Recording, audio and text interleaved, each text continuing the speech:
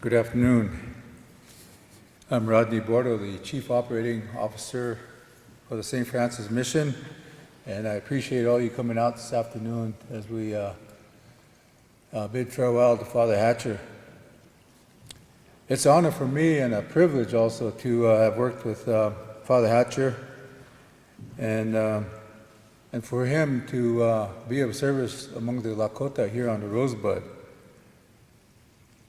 During my time as a tribal council representative, I spent 12 years on a tribal council, and most of my service has been in service to the Rosebud Sioux tribe, working for the programs, as well as being on the governing body and the president of the Rosebud Sioux tribe. During my term on the council, during the 2003-2005 term, my last term on the council, I ran across a survey that was sent to each and every one of us elected tribal members and also the community. And that survey asked the leadership if what we felt about establishing another Jesuit school or Catholic school here on the Rosebud Reservation. And being that I firmly believe that the education is our main ingredient that we need as a people to go forward in this life, I was very happy to see that. Although I didn't go to any of the St. Francis Mission School during my school years, I was a product of the public school.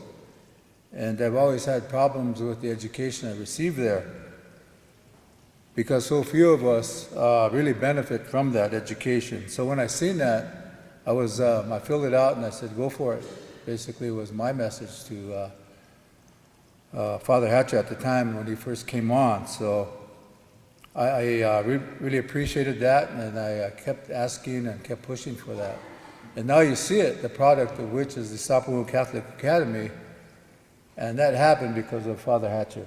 And I really appreciate his leadership in that.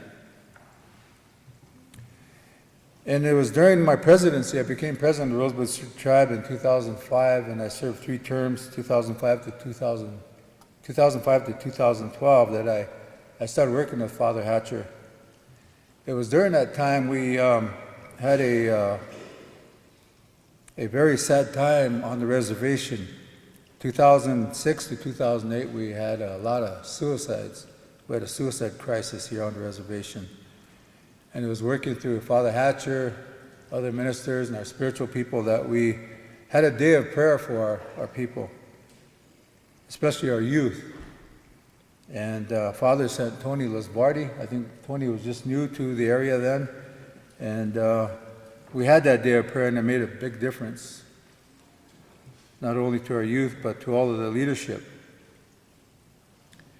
And this collaboration with Father Hatcher continued. He helped us with our youth appreciation days that we had throughout the reservation, mainly in mission. He always opened our youth day with a prayer. And that collaboration with the tribe, going forward and engaging each other, resulted in the recovery programs establishing the Suicide and Crisis Line. And the KINI, the Rosebud Sioux tribe just recently purchased that from St. Francis Mission, and that worked out very well. It was rocky at first, but it came through.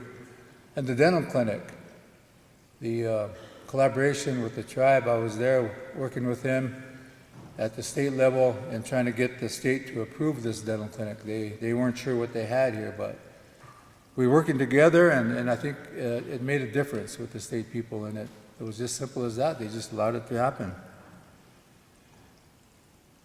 So as we bid our farewell to Father Hatcher, I'm reminded of what he has done for our people, especially given the managers of all of our programs being Lakota, except for old Don. He's a Hopi.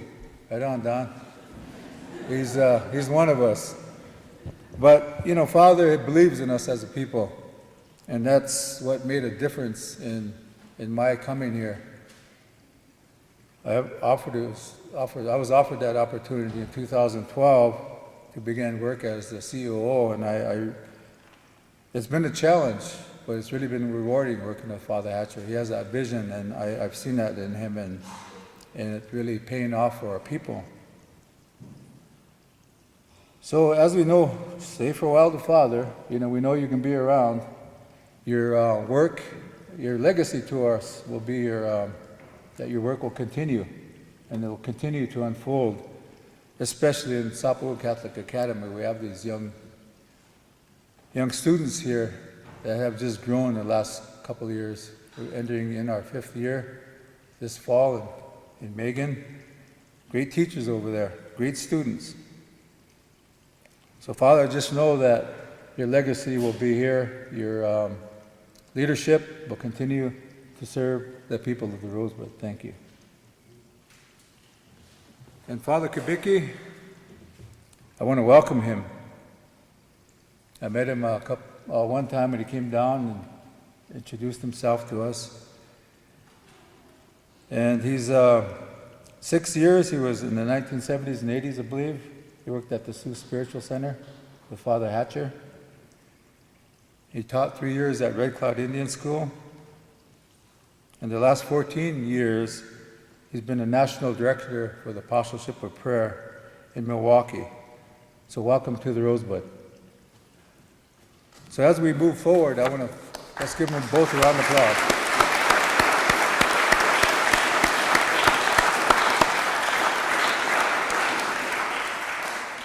So Bishop, just know that the Jesuit presence on our reservation since 1800s, 1880s has had its ups and downs, but overall the strengths will outweigh the negatives, and will continue. And I hope this relationship continues into the future for another 100 years, because we have great things to do.